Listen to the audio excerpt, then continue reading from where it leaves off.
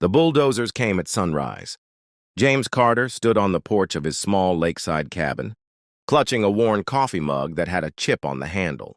The mist still rolled off the water in soft curls. The air carried the scent of pine, and birds called from the branches above.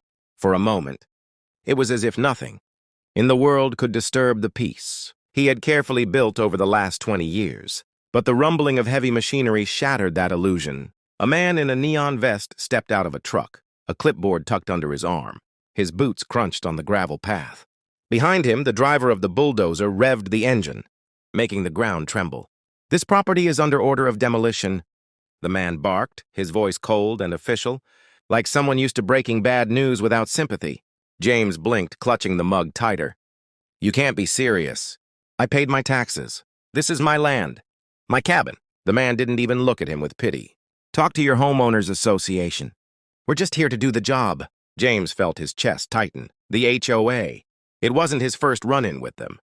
They had nagged him for years about the smallest things, telling him to replace his old wooden mailbox with one of their approved aluminum designs, writing him notices because the color of his shutters didn't fit the community aesthetic. And now they claimed he hadn't paid fees. Fees that had mysteriously tripled over the past 2 years without any explanation. He had filed appeals, sent letters, walked into their office and asked for itemized bills. No answers.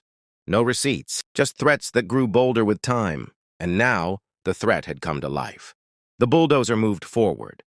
The growl of the engine rose, and then came the crash. Wood splintered like bones, glass shattered into deadly rain. And the cabin that had been James's refuge, the place where his late wife had painted landscapes by the window, the place where his children had learned to fish off the dock, the place he thought he would grow old in, collapsed before his eyes. His hand trembled. The mug slipped from his fingers, hitting the porch step with a hollow crack. The porcelain shattered into 3 pieces, as if echoing the breaking of his life.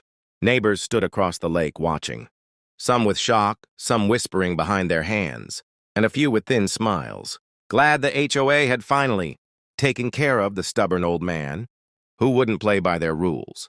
But James didn't scream. He didn't beg. He didn't throw himself in front of the machines. He clenched his jaw and stood, eyes burning with a quiet fire. They thought he was alone. They thought he was powerless. They didn't know who his family was. That night, James drove into town. His truck rattled down the cracked asphalt until he found the diner that never closed. The neon sign buzzed, half of the letters flickering. Inside, the smell of burnt coffee and fried eggs clung to the air. He walked past the counter, ignoring the stares of strangers, and stepped to the back corner where an old payphone still hung.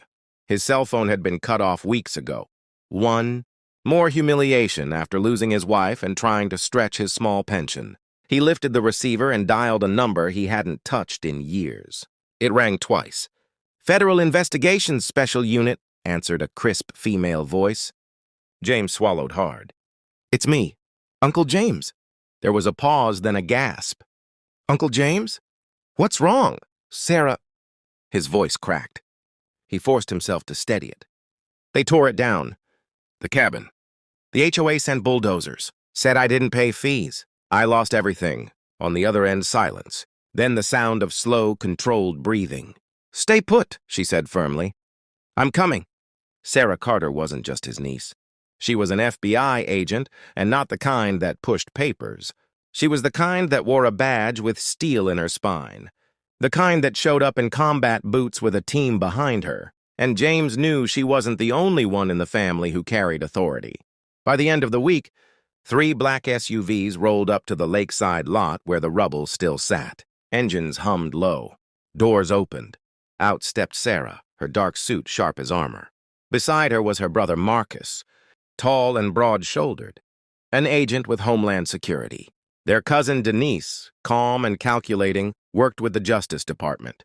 Behind them came colleagues in suits, some with files tucked under their arms, others wearing jackets with bold yellow letters, Federal Agent. The neighbors peeked through curtains. Some ran inside, afraid. Others whispered rumors that spread like fire. James sat in a folding chair by the ruins, his hands folded tight, a mix of pride and disbelief. I didn't want to drag you all into this, he said quietly. Sarah crouched beside him, her hand firm on his shoulder. Family takes care of family, and this isn't just about you. This is about abuse of power. The investigation began almost immediately. Subpoenas landed on the HOA president's desk within days. Federal agents demanded every record, every fee, every fine, every eviction, every demolition order. What they uncovered was worse than James could have imagined. The HOA had been inflating fees, fabricating debts, and deliberately targeting minority and elderly homeowners. When people couldn't pay, they seized the homes and sold the land to developers for massive profits. James's cabin wasn't the first casualty. It was just the most visible. At a heated town hall meeting, Sarah stood before the board, flanked by armed agents. Her voice carried through the tense room. You demolished a veteran's property without due process. You falsified debts. You intimidated residents. And you thought no one would notice? The HOA president, Richard Lowell, leaned back in his chair, smug. His slicked-back hair gleamed under the lights. We're a private association, he sneered. We have rights. Marcus stepped forward, his presence like a wall of stone. His voice was low but cut like a blade. Not above federal law. The board members shifted nervously. Papers shuffled. Whispers filled the room. The turning point came days later when agents raided Lowell's office. Hidden in a locked drawer, they found a thick ledger. Its pages listed dozens of families, mostly Black, Latino, or elderly, marked with notes like delinquent and pending demolition. But the amounts written didn't match bank records. The debts had never existed. It was a racket, a calculated scheme to drive out vulnerable families. The courtroom overflowed during the trial. Residents filled the benches, whispering prayers and clutching each other's hands. James sat in the front row, a photo of his late wife in his pocket, his heart pounding with both rage and resolve. When the judge asked if anyone wished to make a statement, James rose. His knees ached, his hands trembled, but his voice was steady. I built that cabin with my own hands, he said, the room going still. Every board, every nail, every memory. I paid every bill they sent me. But this was never about money. It was about control. They thought they could take everything from me because I'm just one man.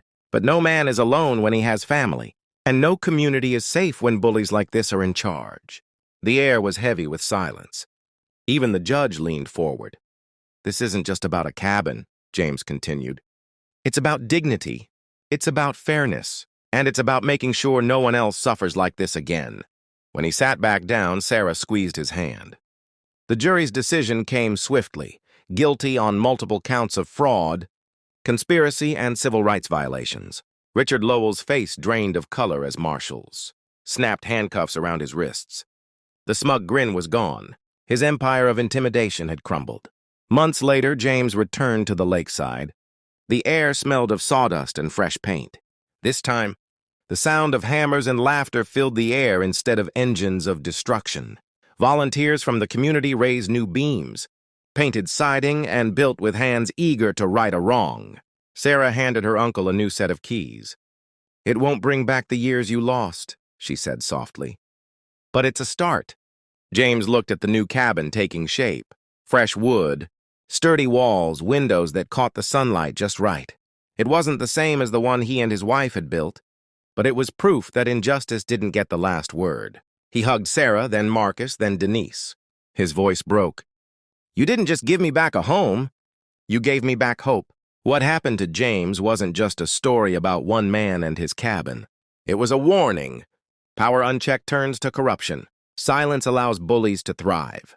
But when people stand together, when family, community, and justice align, no HOA, no greedy board, no corrupt system can win. If you've ever faced something like this, don't stay silent. Speak up, document everything.